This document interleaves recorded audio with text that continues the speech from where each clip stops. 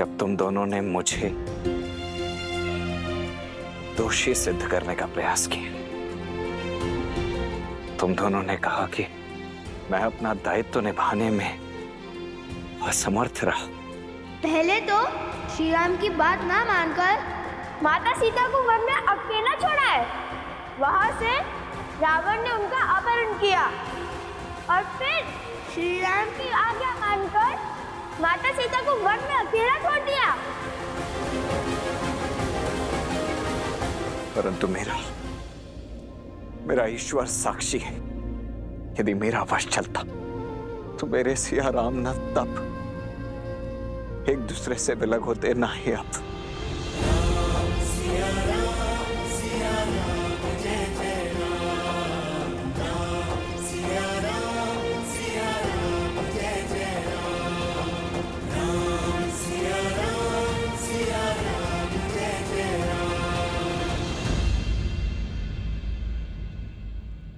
इसी पाप का प्रायश्चित करने आए हैं हम। इसी भूल की क्षमा तो चाहते हैं हम आपसे।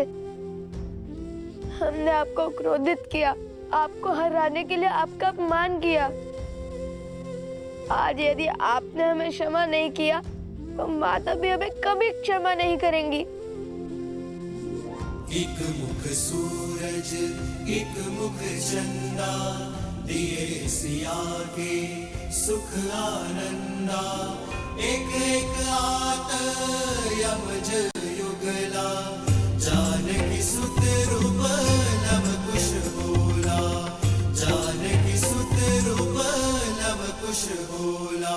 सत्य तो ये है कि संसार में लक्ष्मण जी जैसा आज्ञाकारी भाई आज तक ना समर्पित देवर ना कोई हुआ और ना होगा,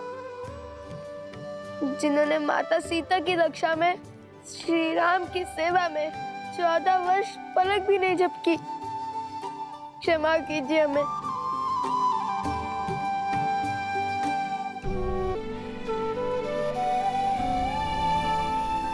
अंततः आज ज्ञात हो ही गया कि वीरता के साथ साथ विनय भी है तुम दोनों में। यशस्वी भव।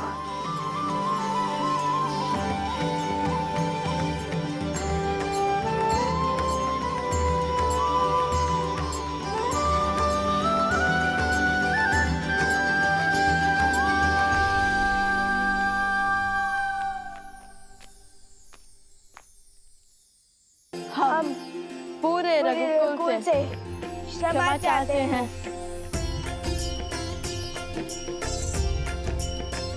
अयोध्या में तुम्हारा स्वागत है लवकुश।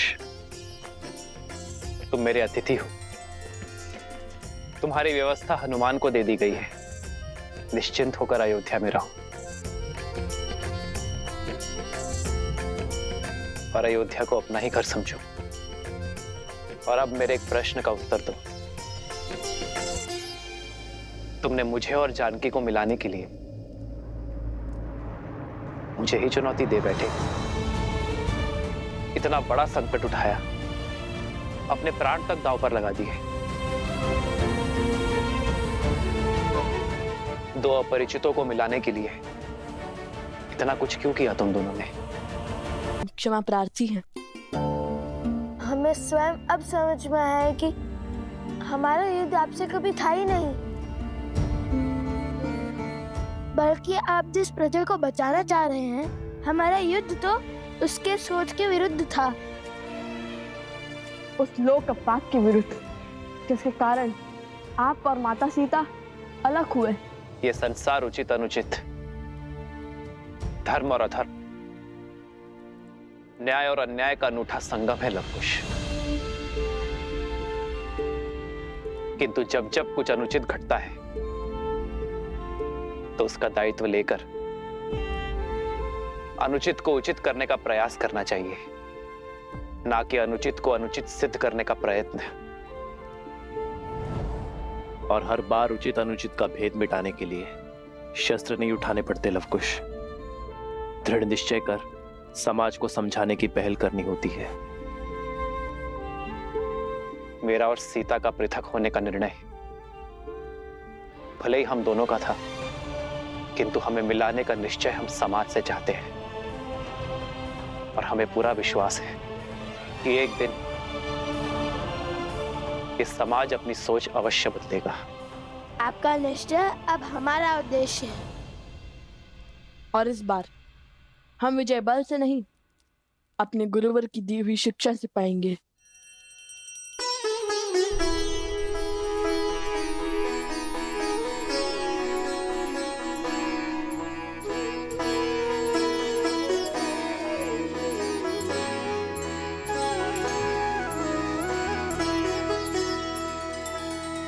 श्री रामचंद्र कृपालु भज मन हरण भव भय दारुणम् नव कंज लोचन कंज मुख कर कंज पद कंजारुणम् भगवान की अवतार का केवल नहीं गुणगान है, ऐसे नारायण बने नर इसका पावन ज्ञान है।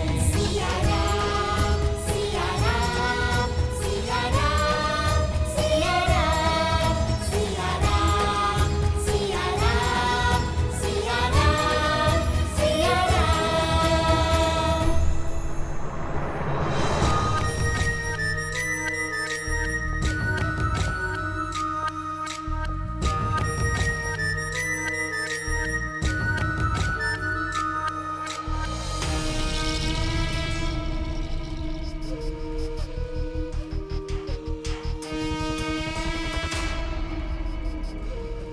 भैया, समय अभी शेष है क्योंकि अभी तक लव और कुश ने राम को सत्य नहीं बताया है और अयोध्या वासियों को भी नहीं पता कि वो दोनों राम और सीता के पुत्र हैं। भैया, वर्षों पहले जो लोकपवाद का खेल आपने खेला था उसे संपूर्ण करने का समय आ गया है भैया। असुरी सोच और स्त्रियों के अपमान का जो बीज आपने जन मन में बोया था वो परिपक्व हो चुका है भैया। उसे काटने का समय आ चुका है।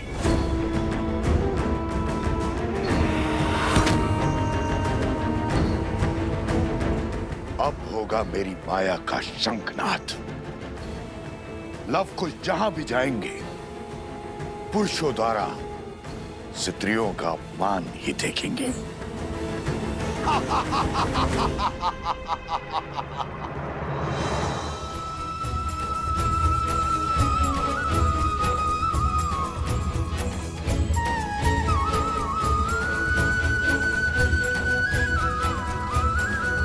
आदर्श और मर्यादा की है ये कथा महापावनम्। काटे मनुष्य से मिला दे श्रीमद् रामायणम्।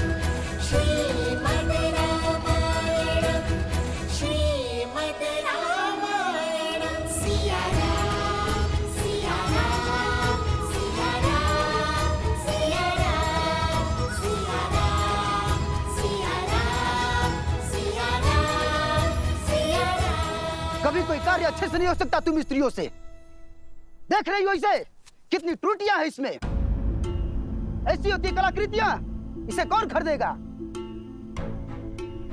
हेस तुम्हारी कला में है और दोष हमारे व्यापार में उछल देती हो।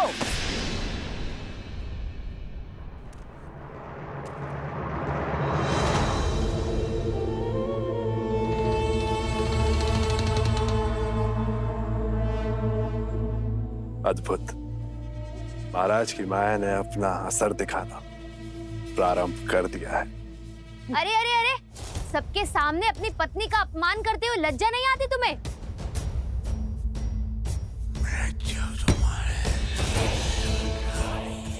दुस्साहसी है तुम्हारी पत्नी।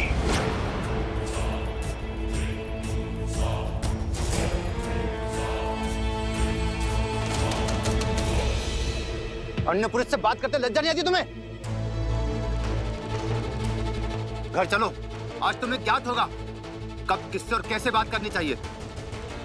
दुस्साहसी!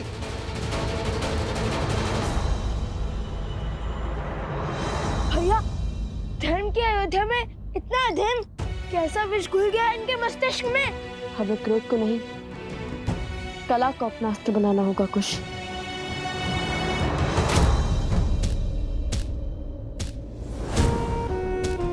भैया वो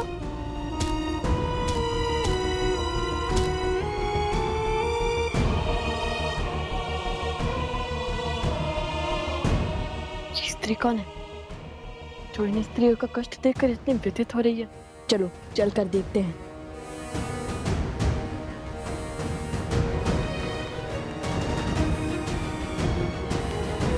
अशुभ है बड़ी बहू के साथ पूजा करना। बड़ी बहू, तुम पूजा से उठ जाओ। तुमने केवल बेटियां ही जन्मी हैं। छोटी बहू को केवल पूजा करने दो। वो शुभता की प्रतीक है। उसने श्री राम लक्ष्मण जैसे पुत्र को जन्म दिया है।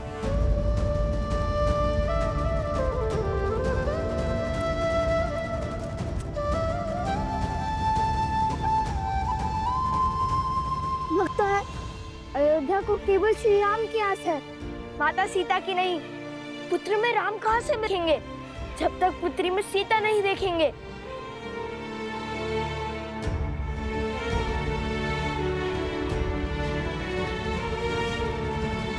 अभी तक जल नहीं भरा, कोई कार्य समय से नहीं होता तुमसे। मैं पूरा दिन खेतों में बैलों की भांति जुटता रहता हूँ। तुम सारा दिन सखियों के साथ बैठी बतियाती रहती हो। गृह कार्य भी ठीक से नहीं होता तुमसे। शीघ्र चलो, सूर्यास्त होने को है। हाँ, यदि मेरे पति ने मुझे सूर्यास्त के बाद घर से बाहर देखा तो अनर्थ हो जाएगा। महारानी सीता के त्याग के पश्चात सोचा था परिस्थिति बदल जाएगी, किंतु सब विपरीत ही हो गया है। चलो।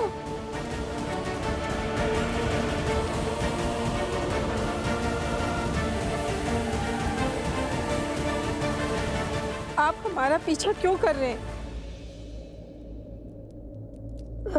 कुछ पूछना था आपसे। आप रो क्यों रही थी? उन स्त्रियों की व्यथा देखकर आप इतनी व्यथित क्यों हो रही थी? क्या वे आपके संबंधी हैं? आपकी आंखों में अश्रु और मन में कष्ट था। सिर भी पीट रही थी आप अपना। यदि आप उनका दुख समझती हैं तो उसे कम करने का प्रयास क्यों नहीं किया? आपका पीछा करते हुए जब अयोध्या की गलियों से निकले तो अयोध्या के घरों की कहानी पता चली। हे देवी, कृपया करके अपना परिचय दीजिए, अपने पीड़ा का कारण भी बताइए।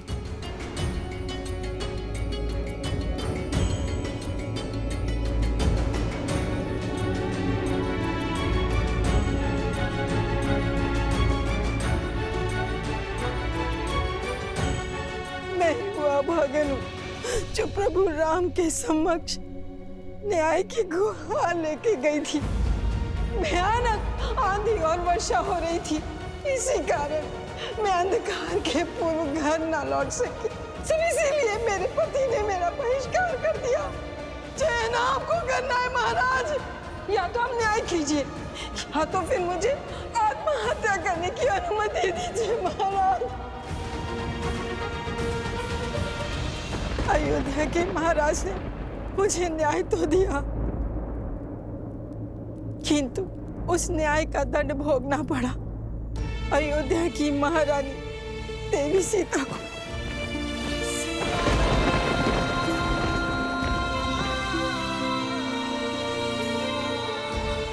लोकापात के श्राप ने अयोध्या के हर घर को ढस लिया। मैं वो पापन हूँ जिसके कारण इस समाज ने सीता और राम को भिन्न किया। मैं ही वो पापनी हूँ, इस अधर्म की उत्तरदायिनी हूँ। मैं तो स्वयं को मार के इस पीड़ा से मुक्त भी नहीं हो सकती, क्योंकि मैं एक माँ हूँ। और अगर मैं मर गई तो मेरे बाद मेरे संतानों को कौन संभालेगा? कौन संभालेगा? कौन संभालेगा? हमारी अयोध्या पहले ऐसी नहीं थी, फिर न जाने कैसे प्रजा की सोच इतनी मलिन हो गई। श्री राम अयोध्या के राजा हैं, यदि वो चाहे तो एक आदेश पर क्षण भर में सब कुछ ठीक हो सकता है। भला उन्हें कौन रोकेगा? पर वो भी इस वियोग को सह रहे हैं, क्योंकि वो मर्यादा पुरुषोत्तम है जो अपनी सोच दूसरे पर आदेश के रूप में नहीं थोपना चाहते। वो चाहते हैं कि स्वयं की अनुभव से अयोध्या की प्रजा की सोच बदले, पर ना जाने ये कब संभव होगा, ये कब संभव होगा।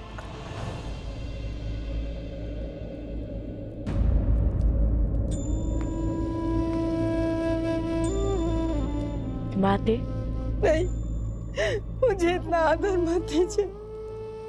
मैं केवल एक वस्ताखोर ऋषि कुमार हूँ। केवल मुख से माता ही नहीं कहा है, अपितु आपको मन से भी माता ही माना है हमने। और हम अपनी माता का रोते हुए नहीं देख सकते। जो पीड़ा का दंश आप झेल रही हैं, वो हमें भी कचोट रहा है। हम भी देवी सीता और श्री राम की मिलन के अभिलाषी हैं, और हमारा मार्ग ना युद्ध का है और ना द्वंद का। न्याय के लिए अन्याय को मिटाना होगा। अयोध्या वासियों को स्त्री के सम्मान का महत्व समझाना होगा। उनके मन को पुनः पवित्र करना होगा। आप यहीं रुकिए, हम अभी आते हैं। कहीं जाइएगा नहीं।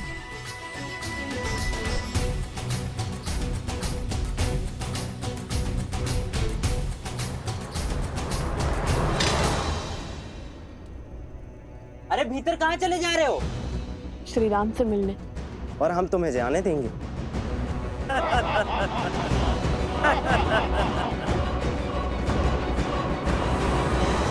व्यस्त हैं, बिना अनुमति के नहीं मिल सकते हैं। जाकर कहिए ना उनसे कि हम अति आवश्यक विषय में मिलना चाहते हैं उनसे। देखिए, आप हमारी बात को समझिए। हमारा जाना बहुत ही महत्वपूर्ण है। अरे जाओ यहाँ से। अरे मैंने कहा ना, जाओ यहाँ से। कृपया करके हमें जाने दो ना।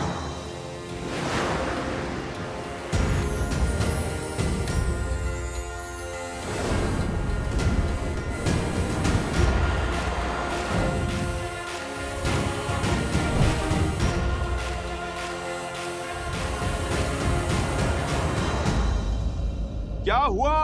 हनुमान जी, हमें इसी क्षण प्रभु श्री राम से मिलना है, और इस समय यदि कोई है जो हमें श्री राम के पास ले जा सकता है तो वो केवल आप हैं।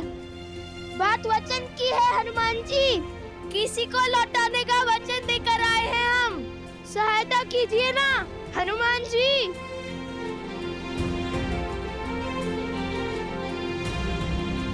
वचन में बंधे हैं तो सहायता करनी ही होगी। रघुकुल वंशियों का वचन टूटना नहीं चाहिए। चलिए।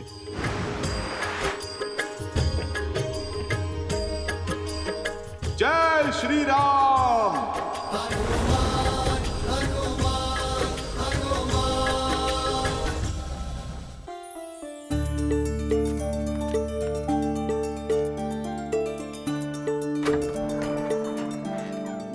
मंत्री जी, महाराज का आदेश है राज भंडार से 20 सेर अनाज परिवार गर्षित क्षेत्र में शीघ्र ही पहुंचाया जाए, और नदी पर सेतु बनाने के लिए धन भी राजकोष से मिलेगा।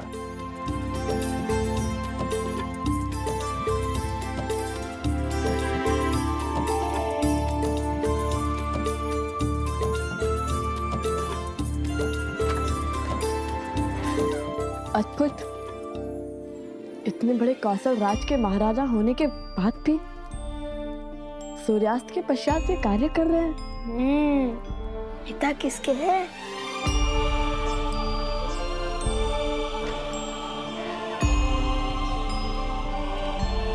चलिए, प्रभु ने आप दोनों से मिलने की आज्ञा दे दी है।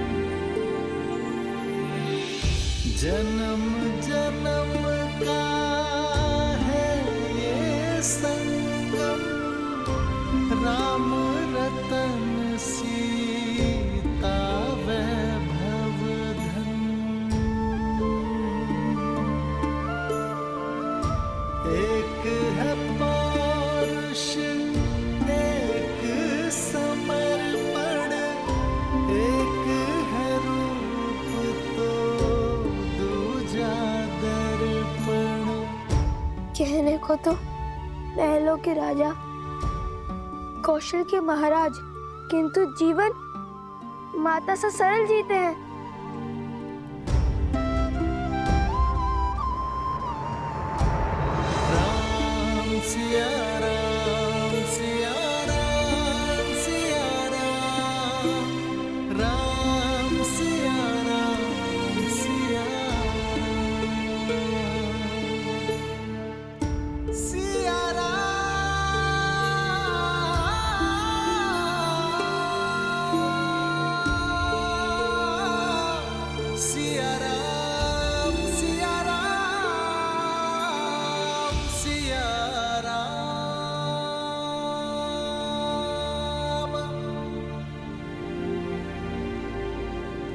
मुझे देखकर पीड़ा होती है या भय?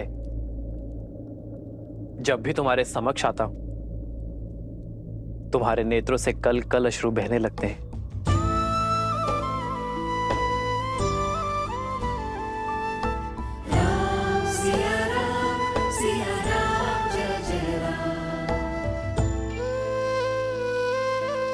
कितनी तुच्छ सोच थी हमारी, कितने निम्न विचार थे हमारे, जो हमने सोचा कि आप महलों का सुख भोग रहे होंगे और माता सीता वन के दुख।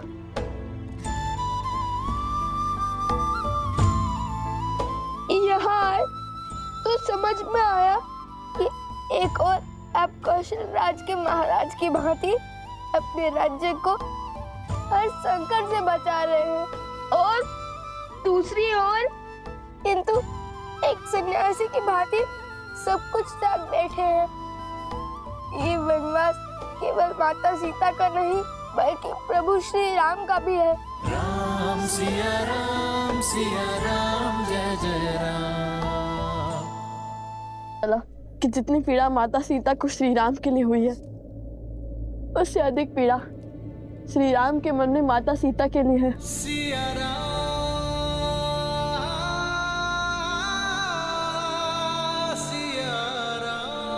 तुम्हारे नेत्रों से झरते ये अश्रु तुम्हारी बातों से उठती ये विपदा, ऐसा प्रतीत होता है कि तुम्हारा दुख मेरे दुख से भी विशाल है।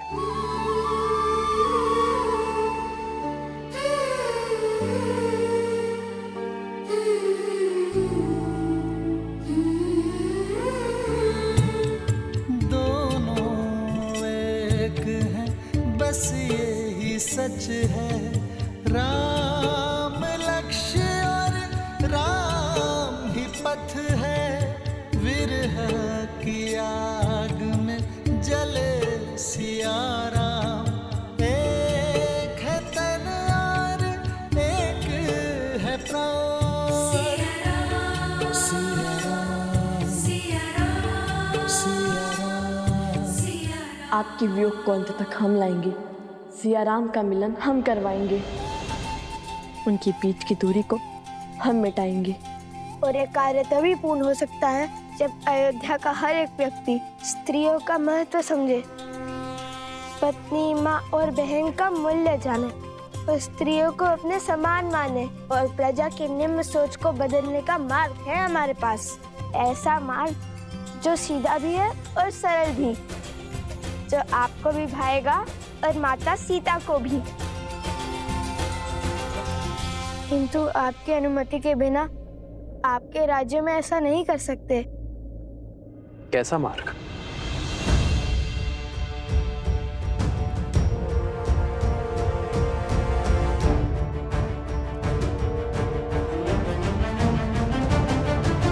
और इसके लिए हमें केवल एक दिन का समय चाहिए।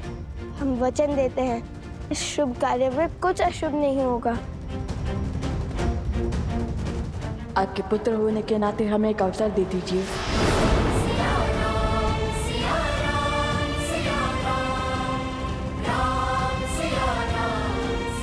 वो आपने कहा था कि महारानी सीता हमारी माता समान हुई, तो आप भी तो हमारे पिता हुए, है ना श्री राम? वैसे भी प्रजा के लिए तो राजा पिता समान होते हैं ना। और अब तो हम भी आपकी प्रजा ही हैं, सो आपके पुत्र हैं। और ये पुत्र अपने माता पिता को एक करने के लिए केवल एक दिन मांग रहे हैं।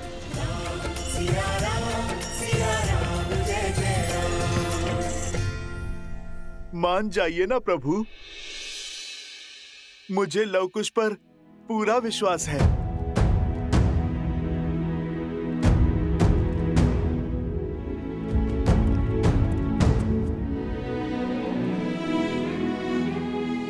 प्रभु, उनका उत्तरदायित्व मैं लेता हूं।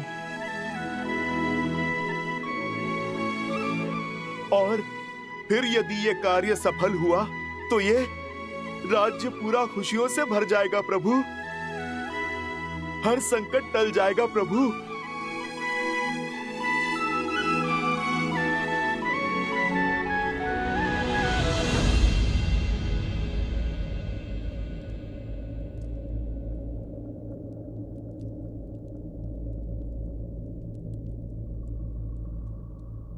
ठीक है हनुमान, उठो। किंतु एक बात स्मरण रखना, चाहे विचार हो या व्यवहार, कुछ भी थोपा नहीं जाना चाहिए।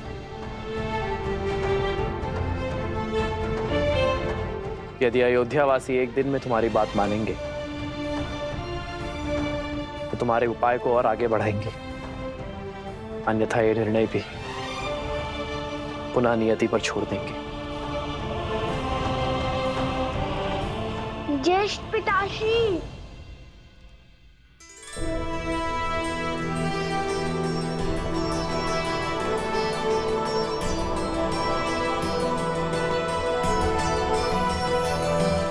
क्षमा कीजिए, किंतु हमने छुपकर आपकी सारी बातें सुन ली। लगता है हमारे भाई तुम्हारी ही तरह नटखट भी हैं।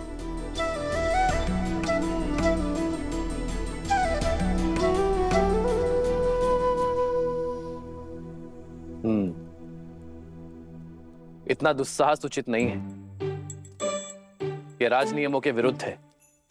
तुम लोगों से भूल तो हो गई है, अब इसका दंड भी अवश्य मिलेगा। नहीं पितामह, हम ऐसा कभी नहीं करते, किंतु बात बड़ी माता से जुड़ी हुई थी तो हमसे रुका नहीं गया। और फिर लव भैया और कुश भैया के उपाय में तो हमारी रुचि थी ही। भैया? जो आपको पिता मान रहे हैं वो हमारे भैया ही हुए ना। मंगल भवन मंगल हारी, द्रवहु सुदशरथ अजर बिहारी।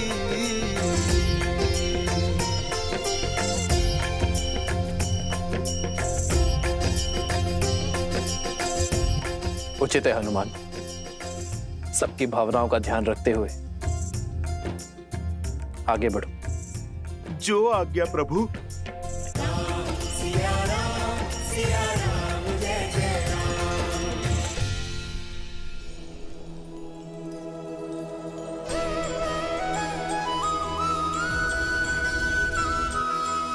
कहीं कहीं ये स्वप्न तो नहीं है?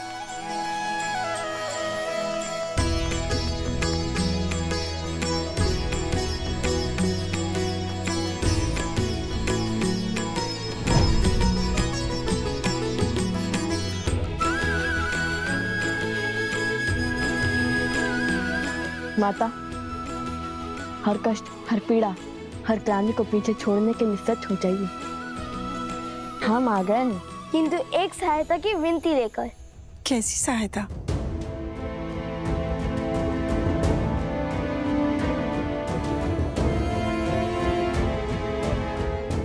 अवश्य, मैं ये कार्य अवश्य करूंगी। आप निश्चिंत रहिए, बस मुझे आज्ञा दीजिए।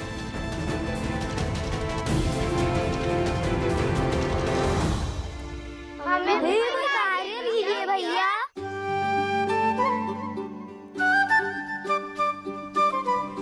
अवश्य, तुम सब एक स्थान की व्यवस्था करो जो हमारी योजना में उपयोगी हो। जानते हो ना, मैं कैसे स्थान की बात कर रहा हूँ? हम अभी उचित स्थान की व्यवस्था करते।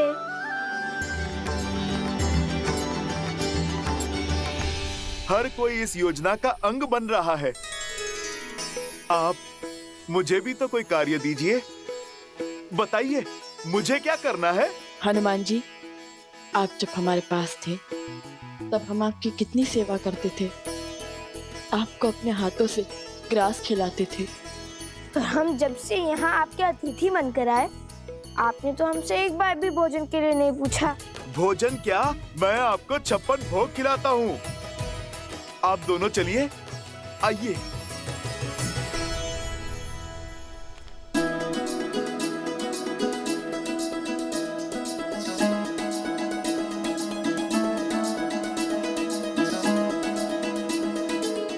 नहीं बस बस बस। एक और लीजिए। नहीं अपनी और नहीं।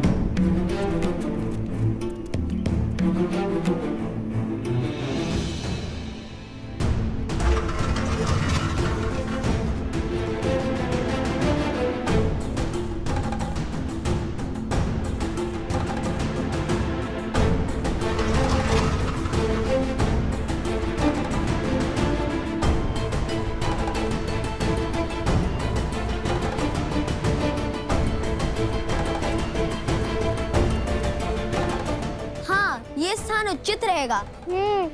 महल के इस भाग को अब राज परिवार तो उपयोग करता नहीं। आत्मा तृप्त हो गई भोजन खाकर। अब चलिए हनुमान जी। अब क्या होगा? विस्फोट।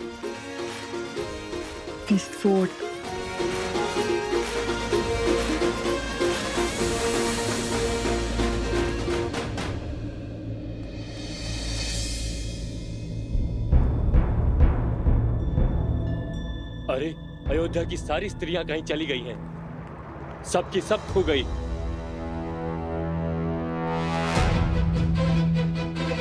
अरे कहाँ गई सब? खोजो उन्हें। मेरी पत्नी को देखा क्या? नहीं देखा। अरे मिली कोई? नहीं मिली। मेरी पत्नी भी नहीं मिल रही है। चलो साथ में चलकर खोजते हैं। हाँ, चलो। अरे तुम्हारी पत्नी मिली? नहीं मिली। और तुम्हारी? नहीं। ऐसे कैसे लुप्त हो गई? माता और बहनों, हमारे आपसे केवल एक विनती है। चाहे आपका पुत्र, पति या पिता कोई भी विपदा में हो, ये मत भूलिएगा कि ये युद्ध केवल माता सीता के लिए नहीं है। ये आप सबके मान सम्मान का द्वंद है। यदि पुरुषों को लगता है कि संसार को चलाने का दायित्व और सृष्टि के निर्वहन का कर्तव्य वो निभा रहे हैं, तो ये उनकी बड़ी भूल है। क्योंकि बिना स्त्री के ना घर चलता है और ना ही समाज। स्वयं नारायण भी लक्ष्मी के बिना अधूरे हैं।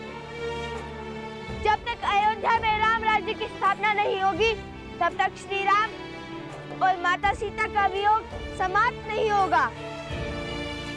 और जब तक सिया राम एक नहीं होंगे, तब तक रामायण कभी संपूर्ण नहीं होगी। हाँ, हम आपके साथ हैं। आप जो कहेंगे हम वो करेंगे। हाँ, हम आपके साथ हैं। हाँ, हम आपके साथ हैं। चलिए हम सब मिलकर महादेव से इस कार्य के सफल होने की प्रार्थना करते हैं। हर हर महादेव! हर हर महादेव! हर हर महादेव! हर हर महादेव! हर हर महादेव! हर हर महादेव! पूरे नगर में एक भी स्त्री नहीं है। ये कैसा संयोग है? कैसी घटना है? सब और देख लिया, कहीं कोई चिन्ह नहीं। अरे तो क्या आकाश खा गया या पाताल निकल गया? अरे मेरे पुत्रों की माता क्या पवन के वेग में उड़ गई?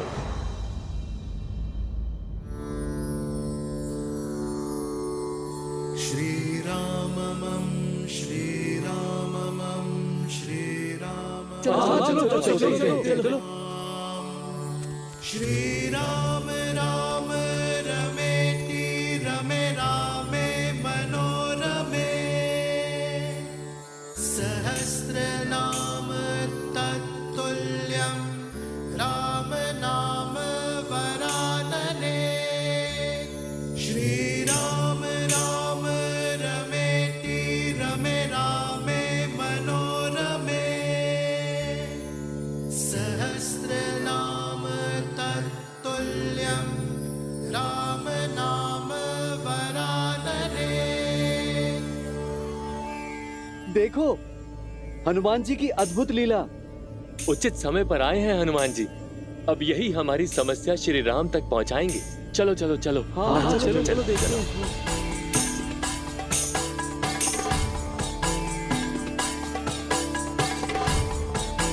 हनुमान जी, हनुमान जी, एक बहुत बड़ी विपदा आन पड़ी है, सहायता कीजिए हनुमान जी।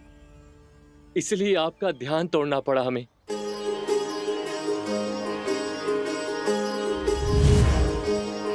हनुमान हनुमान हनुमान हनुमान। संपूर्ण अयोध्या एक साथ? क्या बात है? संपूर्ण नहीं, आदि अयोध्या हनुमान जी। ध्यान से देखिए, आपके समक्ष केवल पुरुष हैं, सभी स्त्रियां लुप्त हो गई हैं। माताएं, बहनें, बहू, बेटियां कोई नहीं है। कहीं ये किसी आसुरी शक्तियों का किया धरा तो नहीं? श्री राम। असुर शक्तियां केवल वो नहीं होती जो आंखों से दिखाई दें। असुर शक्तियां तो मन और मस्तिष्क में होती हैं, जो सोचने और समझने की शक्ति का संहार कर देती हैं। इस असुर शक्ति से विजय तभी प्राप्त की जा सकती है जब मन से द्वेष को मिटाया जाए। और एक साथ इतनी सारी देवियों को प्रभु श्री राम की अयोध्या से उनके भक्त के होते हुए भला कौन ले जाएगा? ना कोई ध्वनि हुई और ना ही कोई हलचल हुई। मुझे तो लगता है कि ये स्त्रियां स्वयं चली गईं, अयोध्या छोड़कर अपनी इच्छा से। स्वयं गई है? स्वयं चली गई? समझ में नहीं आता, न तो इतनी शक्ति है और न इतना साहस, तो फिर कैसे चली गई? जो स्त्री मेरी बिना आज्ञा के चौखट के बाहर एक पग तक नहीं रखती, जो स्त्री हमारे आदेश के बिना जल तक नहीं ग्रहण करती, वो घर संसार छोड़ गई। कैसे? क्यों? हाँ, उचित कहा, उचित कहा, उचित कहा। पत्नियां तो पति का संसार होती हैं, पत्नियां तो परिवार की धुरी होती हैं, सेविका नहीं। वो भी तो मनुष्य हैं, उनकी भी अपनी इच्छा होगी। हो सकता है कि उन्हें आपकी कोई बातें बुरी लगी हो सकता है वो आपके व्यवहार से आहत हो गई हो। आहत हो गई? ऐसे कैसे आहत हो गई? उनके बिना हमारी कितनी हानि हो रही है। भोर से अभी तक ना भोजन बना, ना ही जल भरा हुआ है, खेतों का कार्य भी रुका पड़ा है। हाँ, और हनुमान जी, हमारे वस्त्रों की कारीगरी भी रुकी पड़ी है। प्रभु श्री राम का ये सेवक उनकी अयोध्या की सहायता अवश्य करेगा। आप लोग एक काम कीजिए, कुछ लोग दाएं जाएं और कुछ लोग बाएं जाएं, और मैं सामने की ओर देख लेता हूँ। जैसे आपकी आज्ञा। चलिए।